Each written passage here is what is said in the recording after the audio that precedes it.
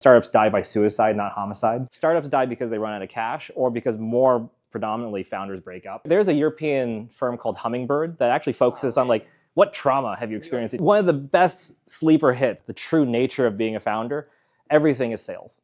You know, so your first act as a founder is to convince someone else to go work with you for $0.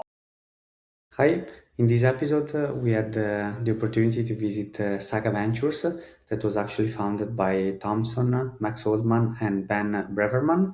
Is a 125 million seed fund, so very early stage. And Thomson shares his past life as a mathematician, also as a founder. Indeed, he founded Nearside that was acquired by Square, and was also like an entrepreneur in residence at Kleiner Perkins before building his own fund. He also talks quite a lot about how startups die by suicide and not homicide, and then also what's the fundraising process in Silicon Valley, how it works. Enjoy. Any startup here is not going to be able to compete against like Palantir or Google directly. Yeah. But that's where startups can win. You have one specific niche that you can attack faster than incumbents. And 25% of like the SoundDoc of like the small business like RFPs, yeah, they're dedicated towards small business. Yeah. So like I don't understand why. Yeah. Yeah. So my sense here is that you don't have to worry about how you compete against Palantir today because the market is large enough. For you to get to the first $100 million, like even if you were $100 million in revenue tomorrow, Palantir still wouldn't care, given how large of a company that they are. But $100 million in revenue is very meaningful to you. Yeah. The saying here is that startups die by suicide, not homicide. Startups die because they run out of cash or because more predominantly founders break up, and that's it. Yeah. Rarely do you get the Uber versus Clash of the Titans. Like that's like 1 in 1,000, and that's only after Uber and Lyft got to like tens of billions of dollars in market capitalization. Happy to chat. Yeah, you have my email. Yeah. Yeah, you said that you were founder-centric, and what specific skills should founders focus on developing? It's less sort of like a list of skills that go on a CV. It's like, can you code? Fine. Can you like, are you numerate? That's fine too. As I mentioned before, it's like the ability to solve problems and understand your users more than anyone else. Y Combinator says you do two things in YC. You write code, you talk to users. The third thing they added later so that people don't get gout was that you have to go exercise. But you write code, you talk to users. You build the product, you talk to your customers. And then you rinse, repeat. Sometimes when you talk to your customers, the actual deployment of your product isn't actually a code product. It's just like some human helping you. So somewhere in that paragraph is a set of skills that we find useful for founders. The tenacity to go find your initial customer base, the perseverance and grit to sort of figure out the right way to build a product, which is some combination of technology and humans to serve that person. And then the sort of vision to connect that really small MVP that is probably terrible to eventually a $10 billion company in 5 years. And what metrics or data should you record Yeah. to ensure that the validation stage is good enough? I mean, we've invested in companies with revenue. We've invested in companies before revenue. So if you have customers, then we'll look at, okay, well, how much are the customers paying you? So that revenue could be one proxy for this. If you haven't built your product, the only proxies we have to go off of is just depth of understanding of your market, of your customers, of your user base, of your product, and your experience. What gives you the right to work on, sort of like SMB fintech in LATAM or in Asia? Did you work at companies that did this, or did you are you just sort of did you just come up with this idea like 2 days ago? Yeah. So yeah, this is about the privacy. Since LLMs have come up, they code on our behalf. Since I'm not a coder, and I use a lot of LLMs to code. Yeah. So, what do you say on the privacy? Yeah. Of those? I mean, you could add to the prompt, make no mistakes, mind privacy. At some point, you have to figure out privacy. And so that's either you hire a human engineer to figure this out for you, which you pay, or you operate in a space where user privacy isn't as important at a breach. Obviously LLMs can mine privacy. If you actually do say, like, please do a privacy pass, like, Please figure out like whether we are leaking any data to the outside world. Please figure out if there are like public APIs that the service is exposing. There are prompts that you can surface to do that. Eventually, when you get to some revenue or some amount of funding, yeah, it makes sense to hire a human engineer who has experience building software with their hands and with prompts to then mine your initial security. But in terms of user breaches, like data privacy and data breaches, my hot take on this is that like it's a pass-fail, where it's just like you get an A+ on privacy, security, compliance, SOC 2, PCI, on all of those things. And if you are a B- on the business, then the startup is an F. That's not a license to go and ignore data privacy, but it should hopefully provide like a prioritization. Yeah. How is the research field in San Francisco? Yeah. Like are startups getting funded to do research before building the product? Research in what? In anything. It can be, for instance, in AI, in science, to apply it to their product. Yeah. I mean, there are a lot of researchers in SF, right? So like there's, you've got Stanford and Berkeley here, which are like the canonical universities and public institutions. Stanford's a private school, but, and then in the large frontier labs, you have research teams within those companies. Like OpenAI and Anthropic arguably have more AI researchers here than both the universities I just mentioned. And that's before we count Thinking Machines and Jan LeCun's new startup and like, the probably dozens of frontier labs that exist here in SF. So my sense is that the research community is pretty robust. Like we can sort of provide top-down estimates, but I would encourage you to sort of email 50 people at any frontier lab, and it's the same trick of like, can I just buy you a coffee or take half an hour of your time on Zoom or something like this? Yeah. Yep. Yeah. You sure? Yeah, you go first. Yeah. Yeah, to reconnect on the privacy field, I am in the privacy field. Cool. You should work with him. Yeah, I don't have a startup, but I have an idea and a strong opinion on that. Okay. In my opinion, privacy failed even before LLMs, Yeah. agentic, Yeah. and now it's even more a mess. So it's like, of course, the US market and the European market are so different. Correct.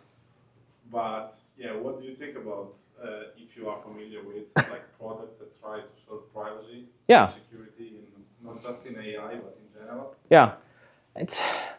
It's downstream of culture, isn't it? Like pre-Facebook, the idea of sharing photos of ourselves in our most intimate moments with our friends seemed a little weird.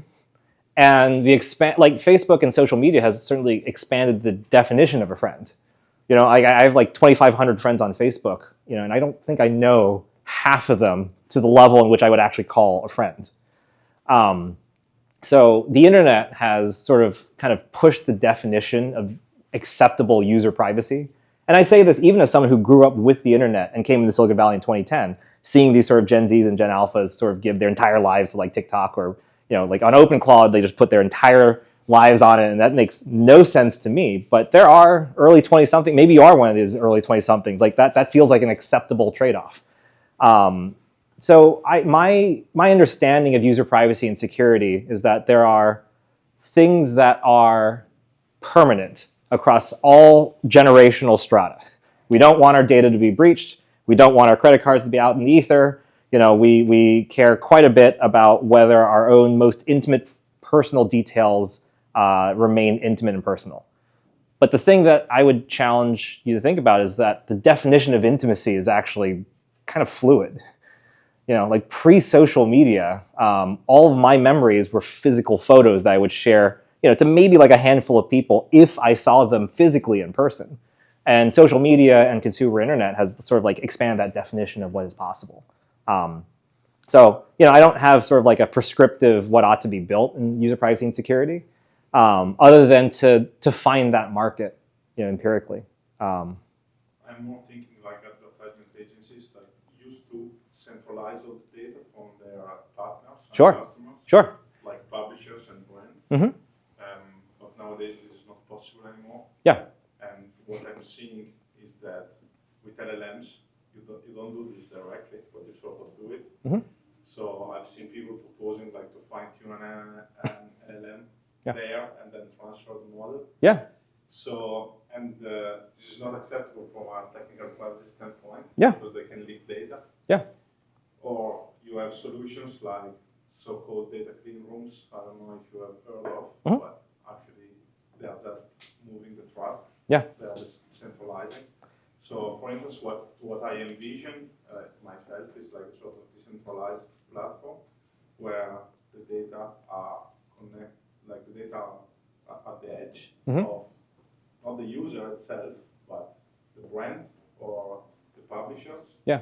and the partners, and then you can sort of do a decentralized network where with proper technologies and cryptography, you can still get what you get out of our centralized database, Mhm. but you still get your answer, but the data are safe. Yeah. I would start with talking to agencies and seeing what their gripes with like centralized ad networks are. You know, like part of the reason why we centralize as individuals and as individual humans is for user convenience. You know, Yeah. like there was a promise of like decentralized blockchain and finance, allowing for multiple credit agencies. Here in the U.S., you have FICO, which sort of like defines whether you get to live or buy a house. And you know that score can be sort of fraught with a whole bunch of downsides. Like if you've just been immigrated into the U.S., for example, you have no FICO score. So for the first 6 years in this country, you basically have to work almost on cash, not on credit, just to build up an imaginary number that one company, not even like a government agency, one company has built, just so you can convince them one day to buy a house. The promise of decentralized finance was to create sort of multiple credit agencies and ratings companies. That say, oh, you know, I know Thomson. He's done these transactions in this one financial ecosystem. And he's always paid on time. That's great. But the reason why none of them have taken off is due to user convenience. We're okay with credit checks because everyone asks for my social security number and I put it in. And the reason why I put it in is because I am now used to the idea where anytime I apply for a credit card, I have to provide the social security number. So, you know, for user privacy and data privacy, there is this sort of continual fight between privacy and convenience that you'll have to find empirically with your customers. Yeah, this is true, but if you look at big companies, for instance, even Meta, like 4 years ago, there were 20 people looking at privacy. Sure. I'm not kidding. Yeah. And now there are 500. Yeah, no, of course. They are doing like damage control, basically. Yeah, but it's reactive, is what I'm saying. Yeah. Like it's in response to something that has happened publicly, optically, that has pushed the industry forward. Yeah. Okay, so let's take a topic of deep tech. Okay. So it's a long research development kind of stuff. Yeah. Looking from outside in, from a Canadian perspective, I know I have the stereotype, and you can debunk this, that VCs want to, make as much money as fast as possible, but it's impossible because it's deep tech. There's a lot of research and stuff to do. So what's like the investment criteria of the deep tech?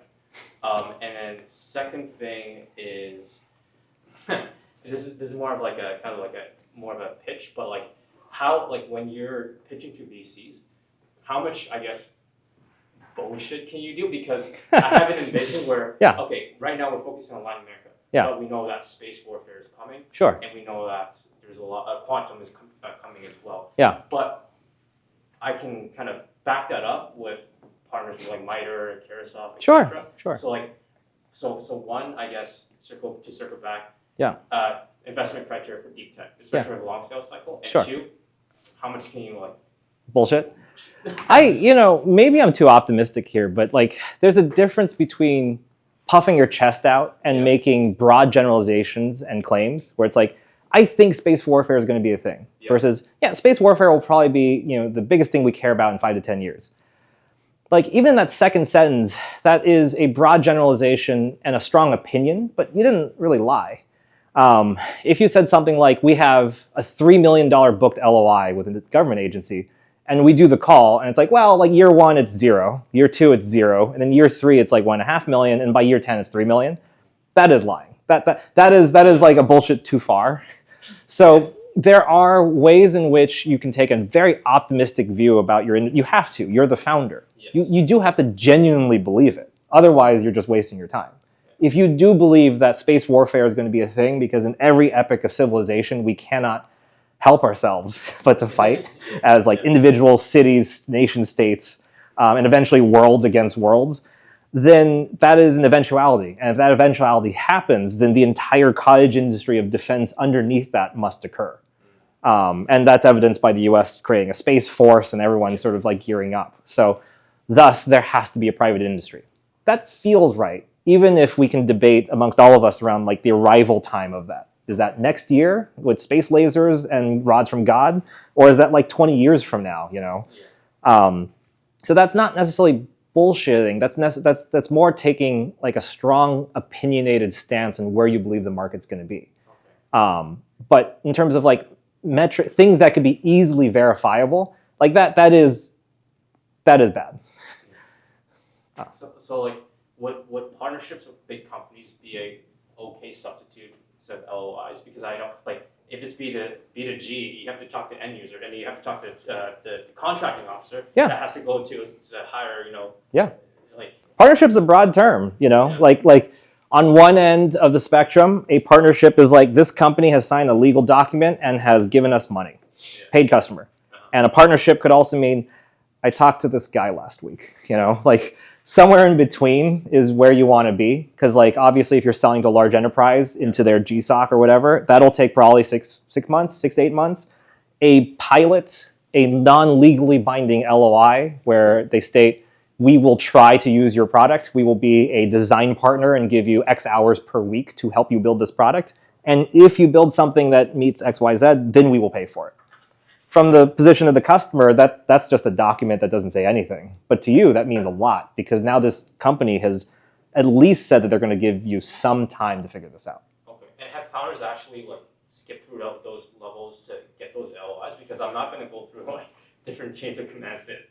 It's usually just a sale with like either the CEO or in this case, maybe like a CISO or something like this, where you say like, look, I'm building something useful. If you find this useful, help me help you. Okay. You know? And so a non-binding LOI is at least something. It's not a paid signed contract and it's not booked revenue, but it's a piece of paper with a signature and some person's name that if I were to go call that person, they'd say, yeah, like this, you know, they're helping us. They're helping us out. They're doing something. Okay. No, it's very helpful. Thank you so much. Yeah, of course. Yeah.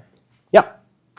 So you said that the first users you can talk to them, maybe the first 100, 200. But my goal is, in order to scale to thousands, how to win in the field of attention. Yeah. What are you building?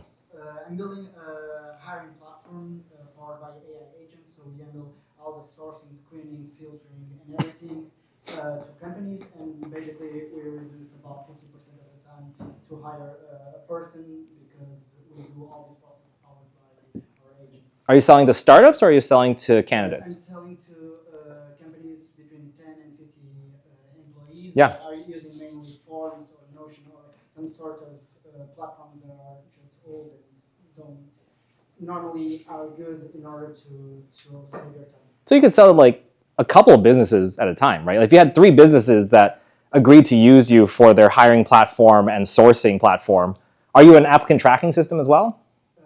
Yeah, so if you're an ATS, you can have 2 or 3 design partners who can either pay you or don't pay you, and just get to the bottom of the funnel with them. You know, presumably the list of features that like one startup wants will be a list of features that hundreds or thousands of startups want. Yeah.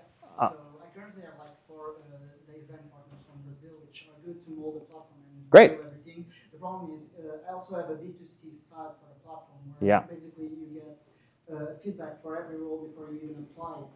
Based on your recruitment and everything. Yeah. And by winning customers and getting customers on that side, it's quite hard because you can talk to some people to try it and everything. Sure. But the problem is, in order to scale it to everyone using it, or at least thousands, Yeah. it's very difficult to win in the field of attention and get people to use it when compared to other competitors in the market. Well, if I'm a job applicant, I really don't care what the ATS is. I just want to maximize my surface in terms of getting a job, right?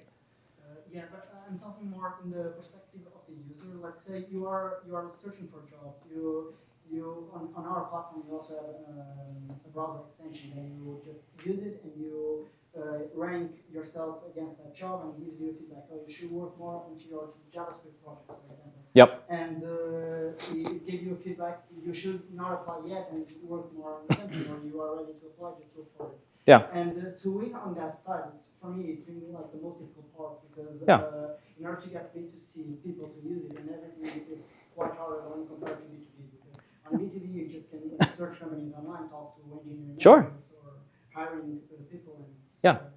This is a classic two-sided marketplace problem, right? Yeah. And so my advice would be to figure out what is the true bottleneck and then figure out how to solve it. So if the true bottleneck here is like applicants, because getting B2C attention is pretty hard, it would be easier to get their attention if you happen to have like Brazil's largest job platform or largest job platform in like X category, right? So if you have like 2 or 3 companies using you, then you can probably get 20 to 30 companies using you or 50 companies using you through like some outbound sales motion, right? Like the sales motion that you use to close companies is drastically different than the marketing motion you'll use to close users.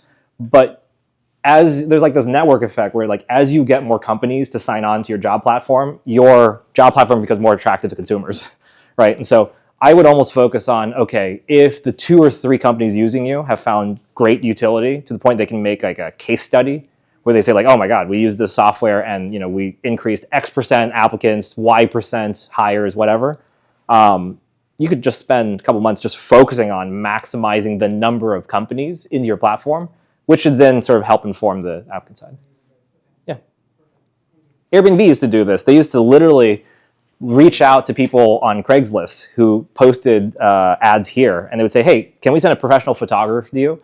And they would take professional photos of the place and then list them on Airbnb. And that was to solve the two-sided marketplace problem.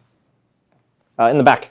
Yes, thank you very much for the talk so far. Yeah. We are also actually the co-founders in the recruitment space. We're Okay. trying to help companies. In Brazil? Sorry. Are you in Brazil too? Are you competing with them? No, we're in London. We flew over just now. Okay, yeah, I got it. So we are specifically helping for small, medium-sized companies, between 50 to 200, Uh-huh. to hire better, faster, and fair, because fair actually matters a lot. To the company or to the applicant? To companies. Yeah, why? We're internal hires, because our first design partner slash customer is actually Imperial College London, and for them, having a paper trail of this is the ethical decision made, Sure. in the loop to GDPR and etc. compliance is incredibly important for them. Mhm. So now we are in this interesting space where we have so many companies who are interested in using what we have. Yep. But we actually started last week trying to reach out on LinkedIn and say, hey, you want to use that? You want to use that? Yeah. And we started at this bottleneck where we stopped product development. Sure. We stopped our interviews. Now we're just thinking, what is the best way to find customers? Yeah. Should founder lead the first 5 to 10 customers? Yes. Or should we just spend some money in hiring cold phone calls, agencies? No. So to answer your questions, yes and no. Like founders are going to do the sales in perpetuity. If you were to look on Twitter right now, I think there was like some founder who had was asking what is the best HR platform for my startup? And like Parker Conrad from Rippling, who runs like a $28 billion startup, replied to that tweet and said, Rippling, here's my email address, email me. So if it's good enough for him, it's good enough for the two of you.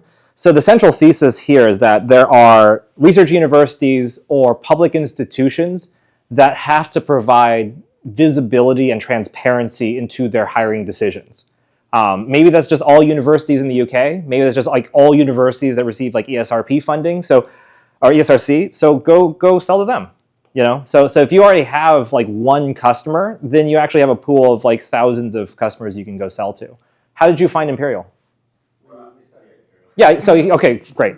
So you can go to other universities in the Russell Group and you can be like, yo, we're working with Imperial. You are lower than Imperial, so use us, Yeah, so you could just go and just like reach out or find connections into, and who's the buyer at Imperial? Who's the actual, what's the title of that person? The HR department, the chief people officer. Yeah. Great.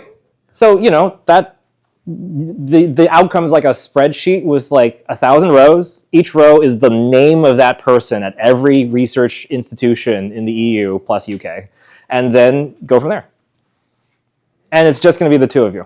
No salespeople until it gets to the point where you have so much sales that someone needs to build the product and you need to hire a salesperson. So we've been giving advice. I arrived in Silicon Valley a few days ago and immediately booked up to every single event ever, and it has just been absolutely mind-blowing. Yeah. So we've been giving the advice that 80% of what you do should be sales. Products nowadays, 20% cloud code can do everything. Sure. Would you say, besides founder-led sales and the cold calls and LinkedIn messages, is there any other way that you recommend when you were building your company? It was all founder-led sales for the first 100. So even for Nearside, which was like an SMB neobank, I literally went to like restaurants in San Francisco, waited for them to close, and said, hey, can I talk to the owner? Oh, you are the owner. Let me tell you about this bank. I'm building it. We haven't built the card yet, but like if we build it, would you use this? And like would try to like, I did this maybe like 100 times to get our first 100 customers. It'll feel like it's a waste of time, but you actually get the most clarifying sort of like user pain points and features. So I would encourage you to just really like focus on founder-led sales until it really physically hurts and you actually have something successful as evidenced by revenue or usage. Yeah. Thank you very much. Yeah, of course. Yeah. Can you talk us a little bit about your investment process? Yeah. It's, so there's 3 of us. So let's just say you were pitching Saga and we were introduced warmly. So I'd spend maybe 45 to an hour with you. And then I would type up my notes. I would send it to my partners. And if we like it, the second step is you meet my partners. And in the process. So, like with a firm that's 3 people, you know what I mean? Like it's pretty straightforward. The worst thing VCs can do is like waste a founder's time. Right, like weeks of diligence, data room. Like, can I see? Like, you're a seed stage company. You're like 2 or 3 people. Y Combinator. If Y Combinator can just like YOLO $500,000 from a 20-minute application and a 10-minute Zoom call if you're not physically in San Francisco, we could probably do something a little similar. Like, obviously, we need to spend a couple of hours with you, but only a couple hours at that. Yeah, yeah. You mentioned many times personality traits that you look for in founders. Yeah. In that hour of conversation, is there some specific question you like to ask to evaluate if this person has the grit or the ambition or mental frameworks that you use? It's really contextual, Like there's a European firm called Hummingbird that actually focuses on like what trauma have you experienced? Like Giovanni Catania at our house. Yeah, great. Yeah. One of the best sleeper hits, at least in America, because no one really knows anything about Europe, but they're one of the best VCs, not even European VCs, just best VCs out there. And they just index on trauma. Like what shit did you go through in your life? Yeah. Not that having a great life discounts you from their investment process, but like pretty much all of the founders they back have like some chip off their shoulder because it's just like they grew up in a council estate or like single parent household or didn't have money to go to uni, like something that just sort of creates this grit by necessity. For us, it's just so much more contextual. If you were to come to me and you said like, oh, I went to Oxbridge and have never really known anything outside of like banging on keyboards, we would still ask you like, how do you know that people want to use this product that you have? And your answer to that question is either a whiteboard answer where it's like, oh, well, I read these Gartner papers and Deloitte said this, or it could be evidenced by I literally phoned 200 people in this space and here's what I found. You can figure that out over time. Yeah. Yeah. What is the best way, from your experience, to build a team to find perfect, technical founder, CTO? Yeah. In order not to prevent blackouts, let's say. Sure. I would say your best co-founder is someone who is highly complementary to you. So you mentioned CTO because I'm guessing you're non-technical. Of course. You want to find a technical person. Yes. And so if you are a technical founder, you want to find someone who can talk to users. Like in the YC model of talk to users and write code, if you're in the talky side, you find someone who writes code. And if you're in the write code side, you find someone who can talk to users. For example, what is the best way from networking events, a YC website, Yeah. LinkedIn, I don't know. This is sort of like the true nature of being a founder. Everything is sales. So your first act as a founder is to convince someone else to go work with you for $0. It's like, hey, do you want 50% of my company? It's worth nothing right now, but here's why I think it'll be worth $10 billion, right? And so, it's a function of sales. And then in terms of like how you find this person, it could be on one extreme, someone that you've known since childhood or you went to uni or you went to school with or someone that a former coworker, all the way to you can go to like the YC co-founder matching website and you just go like speed date on Zoom, or you try to meet over a coffee in person. It's very akin to like how do you find someone in your personal life? You know, like it's just like there's a whole gamut of options, but you have to find one that professionally you connect with, and you have to think to yourself, can I spend 8 to 14 hours a day with this person? We trust your project, not just for money. Something like that, you know. Like you can try to interview them in terms of like, oh, what projects have you written? But it's also really just a personality test. Like, do I enjoy being with you? Do we think the same in terms of, yeah, do we match? And match doesn't have to mean do we think exactly the same thing, because, you know, I appreciate having, you know, for Saga, I appreciate having co-founders with distinctly different perspectives. But, you know, beneath those different perspectives is like a profound personal and professional trust between the three of us. Yeah. Yep. Can I just take off your VC hand and put on a founder hat? Sure. Consortiums, yes or no, yay or nay, green flag, red flag. Uh-huh. 2, if I'm able to partner with, let's say, MITRE, and I'm able to license their patent, Yeah. on the condition of I put a compete clause, yay or nay, green flag or red flag. What's your opinion? Why? So, but by consortiums, you mean like selling to them? No, be in a consortium. So like. For what purpose? Because my rationale is that because we're so new, Mm-hmm. we need to kind of tag along with other people's like reputation who has been in this space. Yeah. So I think because we're only a team of 4. Sure. I think being able to have a big contract and break it by kind of companies within Sure. the consortium. Yeah.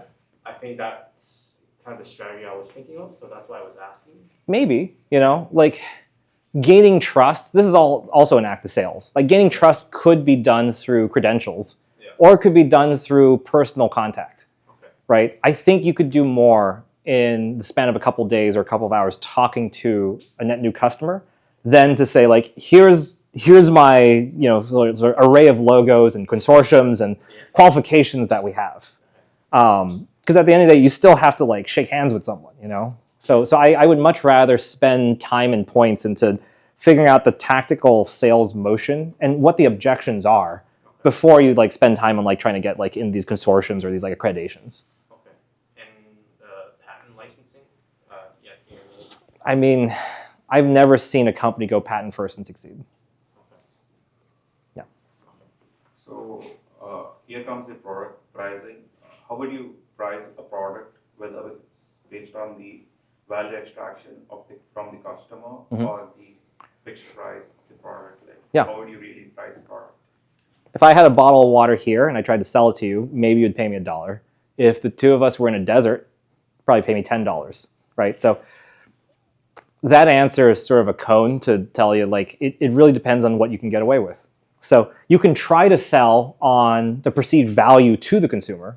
Like, I help you save 10% of your time is worth $100,000 a year, so let's call it $7,000 a year. They might believe that. They also might just believe, well, it takes me 3 hours to write this in Claude Code, so really you should be worth pennies, right? So somewhere in between those two extremes of like value derived from the product and the literal cogs to get this product out the door is a number that it's a compact you make between two people first, and then it's a series of pricing experiments. That's how I would think about it. If your goal is to get your first customer out the door, you're actually going to take a loss on pricing just because you care more about the user feedback than extracting as much value as humanly possible. Yeah? Yeah, you were involved in different startups throughout your life. Mm-hmm. And when do you know that it's the right time to switch or to start a new startup? Yeah, that's a good question, right? Like I don't think I had a plan for my life outside of 5 years, but every time I joined a new thing, I thought I was going to be there forever. It's hard to say that. The two are always in conflict, you know? Like when I came into undergrad here, when I came to uni, I was like, I'm studying pure mathematics, logic, and set theory, and I thought, like, God, all I want to do is be a mathematician. My only outputs in life are going to be, sort of like stuff that I write on chalkboard, maybe one paper every 4 years. I'm going to shackle myself to university and just live like a, very like intellectually intense life, but a chill one. And that didn't come to fruition. And so when I joined tech, when I joined as a data scientist, I thought, God, I'm going to be the best goddamn data scientist on this company. I'm going to go be like a chief data officer for a startup, where I'm going to like grow this startup to a $10 billion organization. I'm going to be like an exec. And I felt the pull to start a company. And so even when I started my first startup, I wasn't like going to be like, I'm going to go sell to Jack Dorsey and go be an exec there. I thought, God, I'm going to go build a $10 billion Databricks style AI infrastructure company. And then when I got the offer from Square, I was just like, I'll sell to Square. And when I was at Square, I thought I was going to be there forever too. So I guess what I'm trying to say is that you should have strong convictions about where you are now. Like right now, like despite all my having told you that I had a plan and I just sort of like, the plan had different plans for me. Right now at Saga, I believe that there is a genuine opportunity to build a long-standing venture franchise on the same levels like First Round Capital, Union Square Ventures, other special like early stage specialist firms. And I believe that with my two partners, we can build that over the next decade and a half. The arrival to get there has been sort of this haphazard, I wouldn't say haphazard, but sort of like patchwork of different companies and different experiences. So really, you just have to ask yourself, like what are you trying to achieve in your sort of career? If you take yourself out of your current startup and you try to think of your career as this sort of like patchwork of experiences, what experience are you trying to optimize for? And I would just go for that. Like if you know that you want to start a company because you believe that this problem that you found ought to be solved, then you should start a company. Obviously, there are other factors to that. Like I have to pay the bills. I like my current job, but it's hard to sort of provide like a catch-all answer to like when you feel like this is the right time. You just know.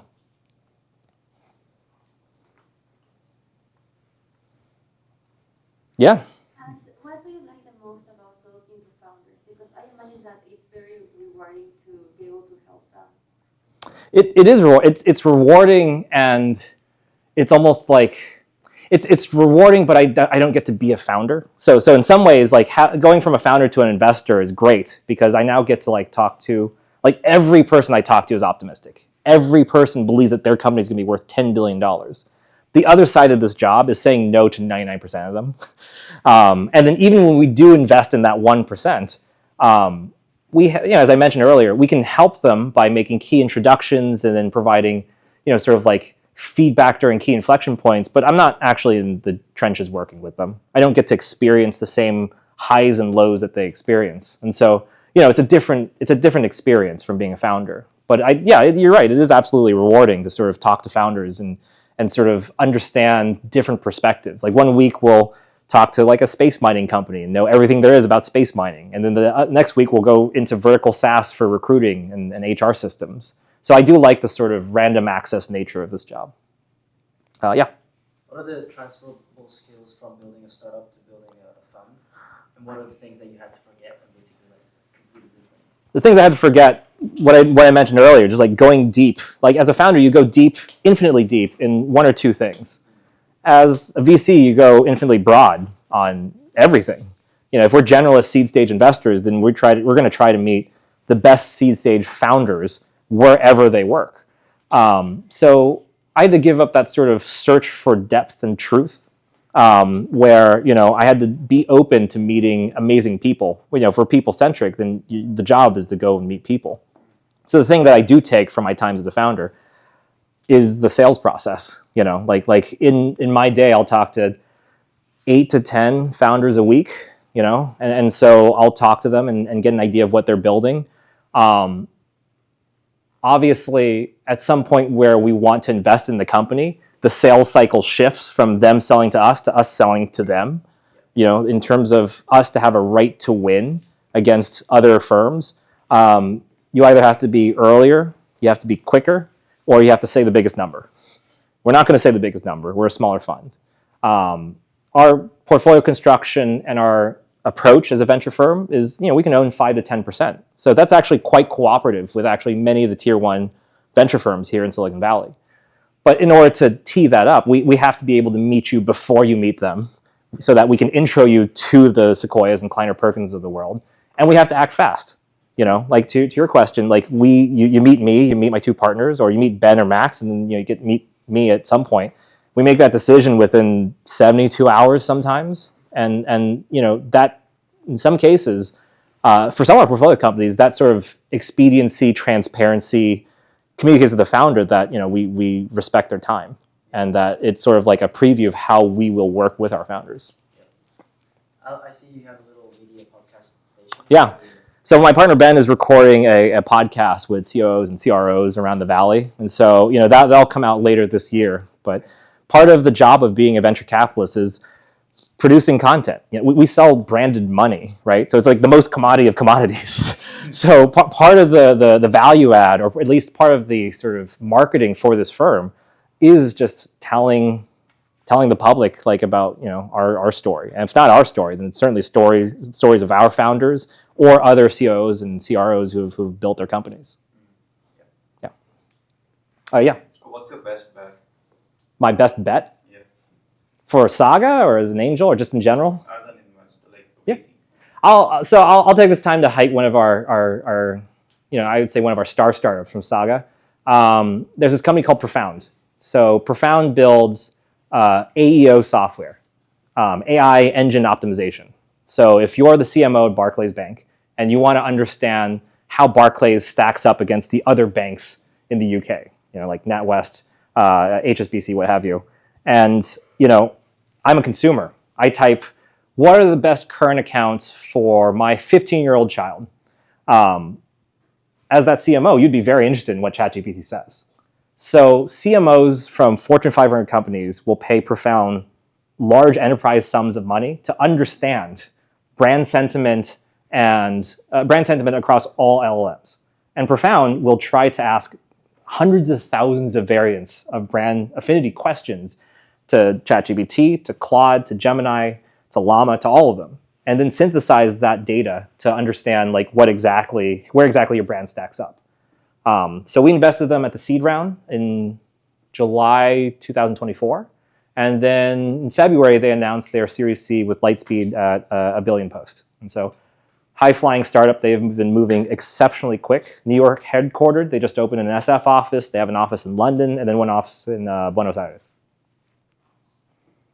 Yeah. Did you reject any company that right now is really successful? I think so. Yeah, as a VC, you try not to stress over the companies you invest in that go to zero, because that's kind of the nature of the game. But you do always think about like the ones where they go on to raise, you know, like their Series A, Series B, and you just think like, God, what did we do wrong? You know, Gary Tan used to tell me, it's 1x your money if you lose. It's 1,000x your opportunity cost if you don't invest in the next winner. So I'm pretty sure we've had at least one or two of those. And you know, it's still early because it's early stage, but you know, like we track them, and it was in two of the examples I'm thinking of, it was like one of those decisions where it was just on the border and we should have rounded up. By default, most VCs round down, whereas just like if we don't have strong conviction, then we just won't do it. But yeah, we've definitely learned a lot from like those couple of misses. Yeah, I'm not gonna tell you which ones. Down the back. Yes, I have a really good question regarding what are some of the qualities that you have. Actually, it's a good question, right? I mean, the assessment before I even ask the No, like you're selling already. For me, it's a good question. Yeah. What are some of the key qualities and the gotchas for first-time founders? What are some of the things that keeps you awake at night, and you, if you go back to yourself when you first founded your first company and able to tell you? Yeah. What kind of advice would you give? I focused so much on things that just didn't matter for the startup. You know, like I spent quite a bit of time on refactoring and on the software side, refactoring, building something that I thought would like scale infinitely and stand the test of time, and you know, something that was sort of like well built. When really what I should have done was just sold the shittiest version of my product out the door as fast as humanly possible, right? Like one of the assets of Silicon Valley over academia is that you don't really get to pressure test anything in academia, or rather those cycles are rather long.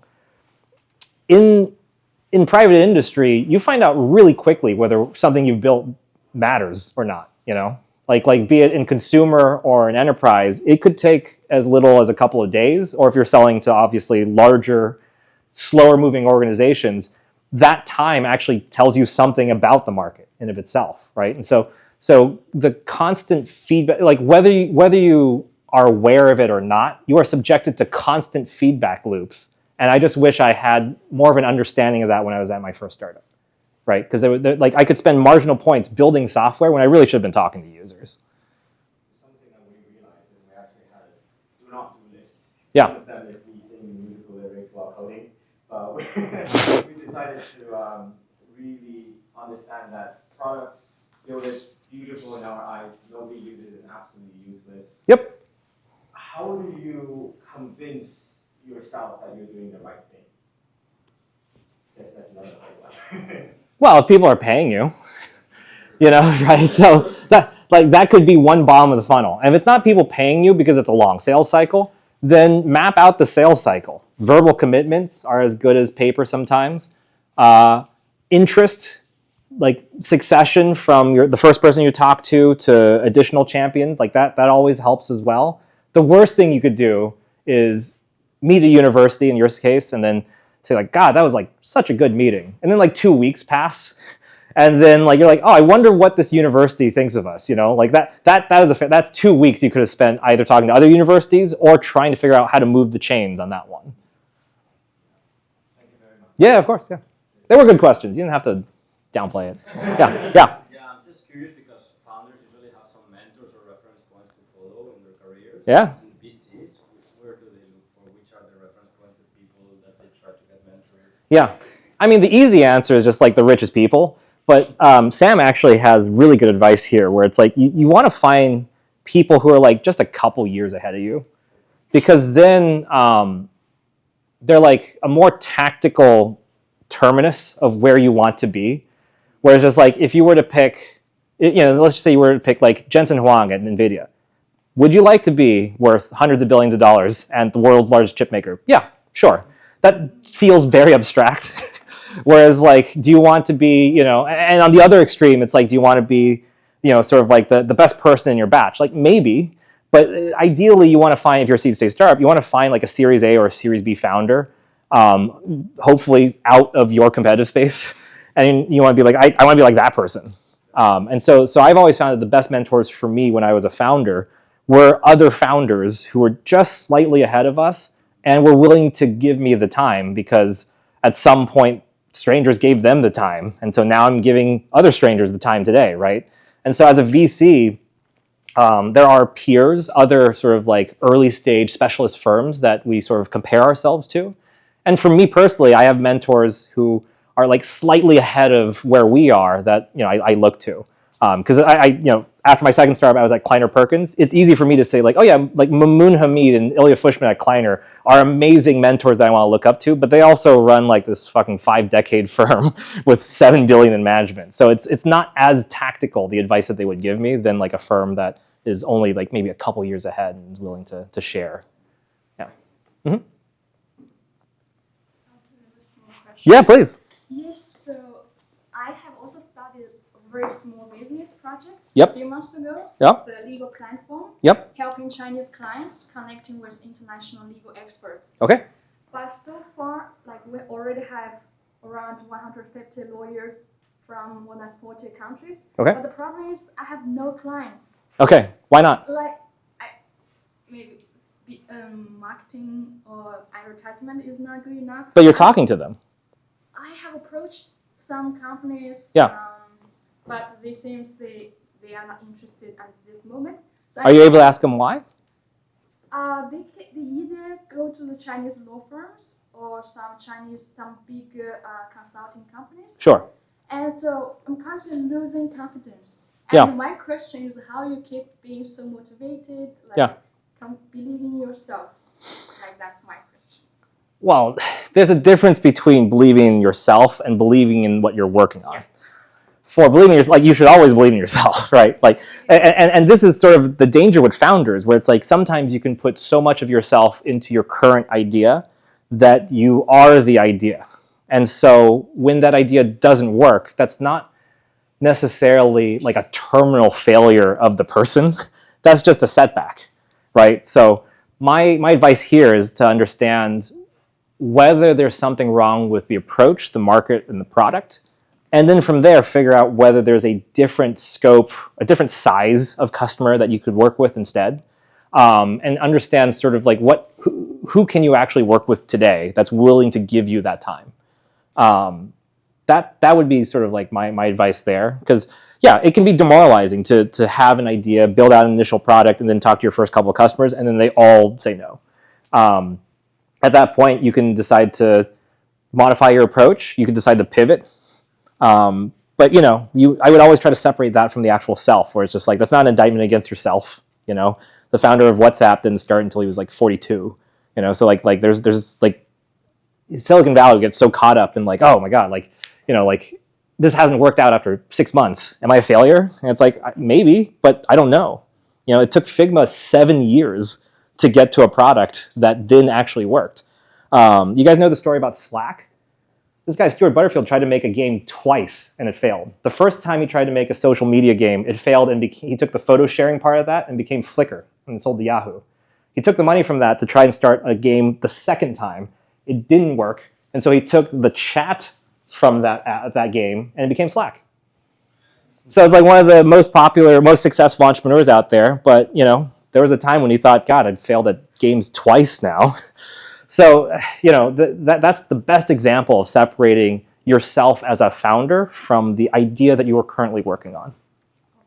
And that's a great example of that resilience as well. Like, you know, like the game didn't work, but man, have I built this like somehow world-class chat app or something like this. Yeah. Do you think that working on a couple ideas at the same time is okay? Because you mentioned that it's really good to believe like what you do, what you're building. Yeah. Still, maybe you can pick up an area, but try to shift, to be flexible, to look around how you can get like, and working on like 2-3 ideas in the same area, and to kind of understand later what actually is most suitable. My opinion there is to be loosely serial rather than loosely parallel. You know, it's like we're going to work on one problem and one problem only for the specific set of customers. But if you talk, let's just say, you know, you're trying to build like HR software for small businesses. And you talk to 8 companies and they're like, like maybe, but if you can help us out with benefits, that would be much more interesting. If you hear that 8 times, then okay, maybe it's time to move from that to like being a benefits platform first. So in that example, being loosely serial means that you get to go deep enough in one problem domain. And you're still, the loosely part is that you're still sort of open to that customer feedback that allows you to pivot to a slightly different domain. But I still think any idea deserves sort of like 100% of your attention. It's really hard to paralyze. Yeah. Yeah. For early stage companies in B2B, what do you think is the best balance between CAC and LTV? This is on the applicant side, not the first, or you know, like a Brazilian company just announced layoffs and now you got to figure out who got laid off. I would strongly recommend taking a non-scalable sales motion to a consumer population first, just so you can get your initial applicants through the door to get that feedback before you start spending any money on paid. Paid is like one of those things where it, you know, money in, money out, right? So you can easily get lost in sort of like the quantitative jungle of trying to optimize ads, but if you don't have a product that people want, then it doesn't really matter. Yeah. Mm-hmm. Okay, we're going to try something new. So if you haven't raised your hand. Yeah. Okay, so my question is about like what kind of risk indicators or risk elements you go through from any idea that has been proposed to you, or especially the ideas which are oriented or inspired by some laws that have been made in a country or a region. Yep. So what kind of indicators you go through to invest in that project or idea? We actually tether the risk to the person rather than the regulatory environment, because our assessment of the person allows us to just focus on the founder, because then the founder has to figure that out, right? And so my sense here is that if you're working in a regulated space, whether we invest in you is purely a function of how well you understand that space and how well you can navigate in it. So, you know, put it another way, if we cared a lot about data privacy in Europe and we wanted to sort of figure out there might be a venture scalable company that worked with GDPR, our first port of call wouldn't be to try and understand GDPR as much as we can. Our first port of call would be to talk to founders who claim they know the regulatory space. And if we can learn a lot from them, and if they want to build a product in that space that we feel, they have this conviction on, we'd rather do that than try to like learn a problem space. If that makes sense. Like we're not the experts. Yeah.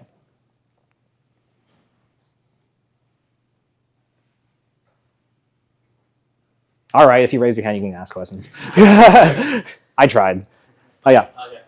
Can you just like stress test my like initial GTM strategy? I'll just keep it short. Sure. So I have four team members in my startup. Okay. Me, another guy named Vishal. He's like the kind of CSO, CEO. We have a guy that's software engineer, and we have a guy that's the domain expert. Quite frankly, he owns a consulting company. So Okay. I'm thinking about tasking them into 3 different areas. For that guy that has a domain knowledge and they're in and he has a consulting company. Yep. I'll tell him, hey, let's act as a consulting company first, deliver the traditional reports that most clients often are familiar with reading and getting our products. While that is being done, I'll task my software engineer to build out the product and get feedback from the consulting person to say, hey, these are the common pain points that most clients have. Yeah. Build it out and implement in your roadmap. Yep. The third thing is that me and my CSO were thinking of going another step to participate in like challenges like from the government that instead of winning prizes, you win actually contracts and go for SBIR innovation challenges, tech scouting events, etc. Sure. So it's like a 3-pronged approach. Yep. So what are some questions or what are some like red flags or green flags that you have for me? I mean, time spent versus ROI, where, we talk about SBIR, that's like a long poll process where it could take 6 months to a year, but on the other side of that is like 6 figures. Is it faster to find a customer who can write you like a 200K LOI? Probably. Is it faster to find a VC or an investor or an accelerator who can give you $500,000? Definitely. Well, I think that's the reason why I told the domain expert to like leverage his consulting company to sell it under my startup. Yeah, as a channel partnership. Yeah, as a markup. So yeah. I think that's like that's how we keep it lights on. You could do that. Yeah, and then that in some way that's great because it gives you continual revenue. Okay. And then what I would say from there is that like if that works at n=1, go and find other consultants then for channel partnerships. Okay. Like if it works for that person, then he must represent one of hundreds or thousands of consultants in that sort of mid-market cap that you can go and partner with. Okay. Yeah. And if that consultant doesn't like that you're doing that, then he should go join your company to get equity. Yeah, I get it. Yeah. Yeah. If you're young and interested in the startups, should you first maybe build some experience in internships in companies? Or should you go all in and start your own startup? Because I see that there are founders who are very young. Yeah. And sometimes they drop out. What's your recommendation? I mean, there's no wrong answer, right? So like there are, like Mark Zuckerberg, like his first job was Facebook, I think, right? And if I go back to like the founders of WhatsApp, they had an entire career before they started WhatsApp in their 40s.